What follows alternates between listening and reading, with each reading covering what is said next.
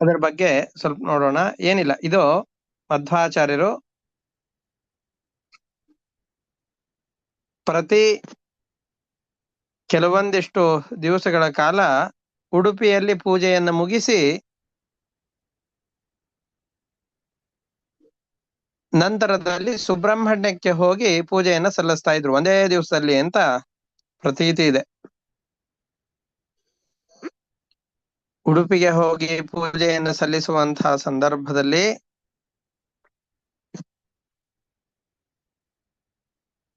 ಮಧ್ಯದಲ್ಲಿ ಮಧ್ಯವಾಟ ಮಠದಲ್ಲಿ ಒಂದು ಅವಾಂತರ ವಿಶ್ರಾಂತಿಯನ್ನು ತೆಗೆದುಕೊಂಡು ನಂತರ ಮುಂದೆ ಸಾಗ್ತಾ ಇದ್ರು ಅಂತ ಪ್ರತೀತಿ. ಆ ಮಧ್ಯವಾಟ ಮಠದಲ್ಲಿ ವೇದವ್ಯಾಸರ ವಿಶೇಷವಾದ ಸನ್ನಿಧಾನ ಇದೆ.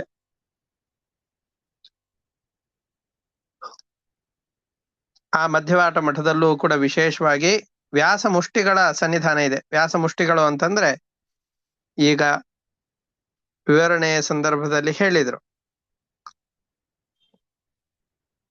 ಮಧ್ವಾಚಾರ್ಯರು ಬದರಿಕಾಶ್ರಮಕ್ಕೆ ತೆರಳಿದಾಗ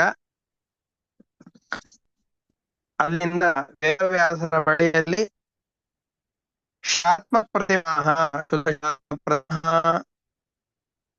ಶಿಲಾಮಯವಾದ ಸಾಲಿಗ್ರಾಮದಂತಿರುವ, ಮೊನ್ನೆ ತಾವು ಕೂಡ ಕಳಿಸಿದ್ರಿ, ಆ ಫೋಟೋಗಳನ್ನ ನೋಡಿದ್ರೆ ಸ್ಪಷ್ಟವಾಗತ್ತೆ. ಆ ತರದ ವಿಶೇಷ ಸನ್ನಿಧಾನ ಇರುವಂತಹ ಮೂರ್ತಿಗಳನ್ನ ಕೊಟ್ಟು ಕಳಿಸಿದ್ದಾರೆ. ಅವುಗಳನ್ನ ಅಲ್ಲಿ ಇಟ್ಟು ಪೂಜೆಯನ್ನು ಮಾಡ್ತಾ ಇದ್ರು. ನಂತರದಲ್ಲಿ ಈಗ ಸೋದೆ ಮಠದ ಆಡಳಿತಕ್ಕದು ಒಳಪಟ್ಟಿದೆ.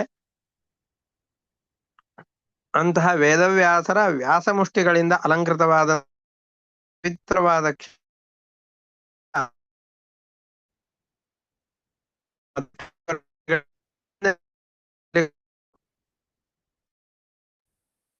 ಮತ್ತೆ ಬ್ರೇಕ್ ಆಗ್ತಾ ಇದೆ ಸರ್.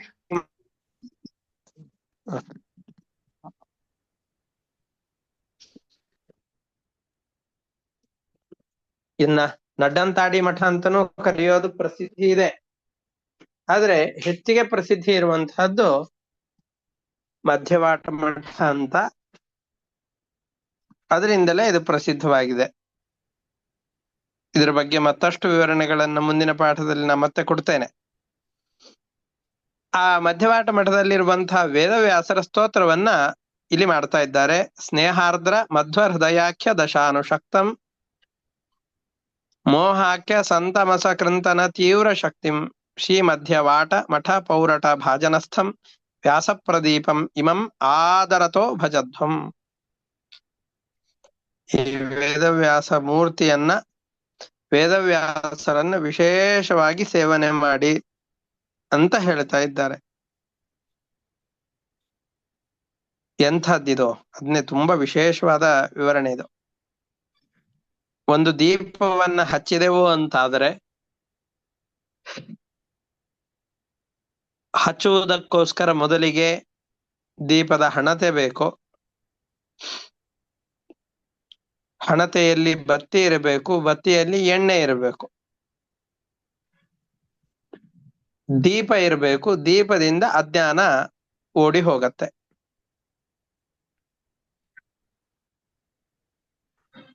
ಈ ಮಧ್ಯವಾಟ ಮಠದಲ್ಲಿ ಇರುವಂತಹ ವೇದವ್ಯಾಸ ದೇವರು ದೀಪದ ಹಾಗಿದ್ದಾರೆ ಅಂತ ಹೇಳ್ತಾ ಇದ್ದಾರೆ.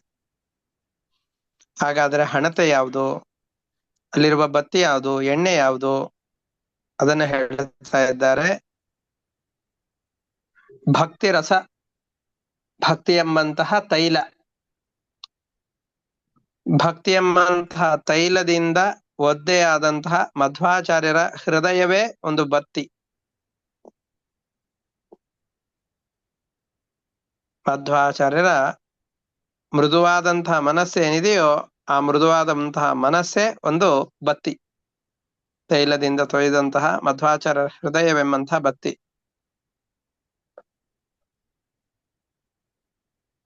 ಹಣತೆ ಯಾವುದು ಅಂತಂದು ಹೇಳಿದ್ರೆ ಮಧ್ಯವಾಟ ಮಠವೇ ದೊಡ್ಡ ಹಣತೆ. ಈ ಪ್ರದೇಶ, ಆ ದೇವಸ್ಥಾನ ಇರುವಂತಹ ಭಾಗವೇ ಒಂದು ದೊಡ್ಡ ಹಣತೆ. ಆ ಹಣತೆಯಲ್ಲಿರುವಂತಹ ದೀಪ ಯಾವುದು ಅಂತಂದು ಹೇಳಿದ್ರೆ ವ್ಯಾಸ ಮುಷ್ಟಿಗಳು, ವೇದವ್ಯಾಸರ ಮೂರ್ತಿ ಅಂತಿರುವಂತಹ ವ್ಯಾಸ ಮುಷ್ಟಿಗಳೇನಿದೆಯೋ ಇದೇ ದೀಪ.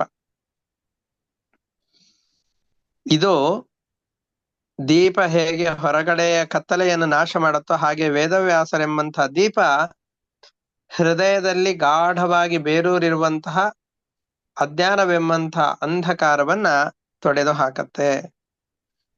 ಅಂತಹ ಉತ್ಕೃಷ್ಟವಾದಂತಹ ದೀಪ ಏನಿದೆಯೋ ಅದನ್ನ ಎಲ್ಲರೂ ಕೂಡ ಆದರದಿಂದಾಗಿ ಸೇವನೆ ಮಾಡಿ ಅಂತ ಹೇಳ್ತಾ ಇದ್ದಾರೆ. ಸ್ನೇಹಾರ್ದ್ರ, ಸ್ನೇಹ ಅಂತಂದ್ರೆ ಭಕ್ತಿ, ಭಕ್ತಿಯಿಂದ ಆರ್ದ್ರ ಒದ್ದೆಯಾದ ಮೃದುವಾದಂತಹ ಮಧ್ವ ಹೃದಯಾಖ್ಯ ದಶಾನುಶಕ್ತಂ, ಮಧ್ವಾಚಾರ್ಯರ ಹೃದಯವೆಂಬಂತಹ ದಶಾ, ದಶಾ ಅಂತಂದ್ ಹೇಳಿದ್ರೆ ಬತ್ತಿ, ಬತ್ತಿಯಿಂದ ಅನುಶಕ್ತಂ ಸಂಪರ್ಕಕ್ಕೆ ಒಳಗಾದಂತಹದ್ದು ಯಾವುದು ಅಂತಂದ್ ಹೇಳಿದ್ರೆ ವೇದವ್ಯಾಸರ ಮೂರ್ತಿ ಎಂಬಂತಹ ವ್ಯಾಸಮುಷ್ಟಿಗಳೆಂಬಂತಹ ದೀಪ. ಇದು ಎಂತಹದ್ದಾಗಿದೆ? ಮೋಹಾಖ್ಯ ಸಂತಮಸ ಕೃಂತನ ತೀವ್ರ ಶಕ್ತಿಂ, ಮೋಹವೆಂಬಂತಹ, ಮಮಕಾರವೆಂಬಂತಹ, ರಾಗದ್ವೇಷಗಳೆಂಬಂತಹ ಗಾಢವಾದ ಅಂಧಕಾರವನ್ನ ನಾಶ ಮಾಡೋದರಲ್ಲಿ ಅಪ್ರತಿಹತವಾದ ಸಾಮರ್ಥ್ಯವನ್ನು ಪಡೆದಿದೆ, ವಿಶೇಷವಾದ ಸಾಮರ್ಥ್ಯವನ್ನು ಪಡೆದಿದೆ. ಅಂತಹ ವಿಶೇಷವಾದ ಸಾಮರ್ಥ್ಯವನ್ನು ಪಡೆದಿರುವಂತಹ ಈ ಮಧ್ಯ ವಾಟ ಮಠ ಪೌರಟ ಭಾಜನಸ್ಥಂ. ಪೌರಟ ಭಾಜನ ಅಂತಂದ್ ಹೇಳಿದ್ರೆ ಸ್ವರ್ಣಮಯವಾದ ಪಾತ್ರೆ ಅಂತ ಅರ್ಥ. ಪೌರಟ ಅಂತಂದ್ ಹೇಳಿದ್ರೆ ಬಂಗಾರಕ್ಕೆ ಅದು ಒಂದು ಪರ್ಯಾಯ ಪದ. ಬಂಗಾರದ ಪಾತ್ರೆ, ಚಿನ್ನದ ಹಣತೆ ಮಧ್ಯವಾಟ ಮಠ. ಶ್ರೀ ಮಧ್ಯವಾಟ ಮಠವೆಂಬಂತಹ ಚಿನ್ನದ ಪಾತ್ರೆಯಲ್ಲಿರುವಂತಹ ವೇದವ್ಯಾಸರೆಂಬಂತಹ ಪ್ರದೀಪವನ್ನ ಇಲ್ಲಿ ಅತ್ಯಂತ ಭಕ್ತಿಯುಕ್ತನಾಗಿ ನಾನು ಭಜಿಸ್ತೇನೆ, ನೀವೆಲ್ಲರೂ ಕೂಡ ಸೇವಿಸಿರಿ, ಆ ವೇದವ್ಯಾಸರ ಅನುಗ್ರಹಕ್ಕೆ ಪಾತ್ರರಾಗಿ ಅಂತ ಹೇಳ್ತಾ ಇದ್ದಾರೆ. ಸ್ನೇಹಾರ್ದ್ರ ಮಧ್ವ ಹೃದಯಾಖ್ಯ ದಶಾನುಶಕ್ತಂ ಮೋಹಾಖ್ಯ ಸಂತಮಸ ಕೃಂತನ ತೀವ್ರ ಶಕ್ತಿಂ ಶ್ರೀ ಮಧ್ಯವಾಟ ಮಠ ಪೌರಟ ಭಾಜನಸ್ಥಂ ವ್ಯಾಸ ಪ್ರದೀಪಂ ಇಮಮಾದರತೋ ಭಜಧ್ವಂ. ಆದರಪೂರ್ವಕವಾಗಿ ಈ ವೇದವ್ಯಾಸರ ಮೂರ್ತಿ ಎಂಬಂತಹ ಉತ್ಕೃಷ್ಟವಾದ ದೀಪವನ್ನ ಎಲ್ಲರೂ ಸೇವೆ ಮಾಡಿ ಅಂತ ಹೇಳ್ತಾ ಇದ್ದಾರೆ. ದೀಪ ಉರಿಬೇಕು ಅಂತಂದ್ರೆ ಬತ್ತಿ ಬೇಕು, ಹಾಗೆ ವೇದವ್ಯಾಸರೆಂಬಂತಹ ದೀಪ ಬೆಳಗಬೇಕು ಅಂತಂದ್ರೆ ಮಧ್ವಾಚಾರ್ಯರ ಅನುಗ್ರಹವೆಂಬಂತಹ ಬತ್ತಿ ಬೇಕು ಅಂತ ಹೇಳ್ತಾ ಇದ್ದಾರೆ. ಇಷ್ಟಕ್ಕೆ ಇವತ್ತಿನ ಪಾಠವನ್ನು ನಿಲ್ಲಿಸ್ಕೊಂಡಿರೋಣ. ಇದರಲ್ಲಿ ಯಾವ್ದಾದ್ರು ಪದಗಳ ಸಂಶಯ ಇತ್ತು ಅಂತಂದ್ರೆ ಕೇಳಬಹುದು, ಅವಕಾಶ. ಆಚಾರ್ಯರೇ, ವ್ಯಾಸ ಪ್ರದೀಪಮಿಮ ಮಾದರತೋ ಭಜತ್ವಂ ಅಂದ್ರೆ? ವೇದವ್ಯಾಸರೆಂಬ ದೀಪವನ್ನ ಆದರತಃ ಭಕ್ತಿಯಿಂದಾಗಿ ಭಜಧ್ವಂ ಸೇವಿಸಿರಿ, ಪೂಜಿಸಿರಿ ಅಂತ ಅರ್ಥ.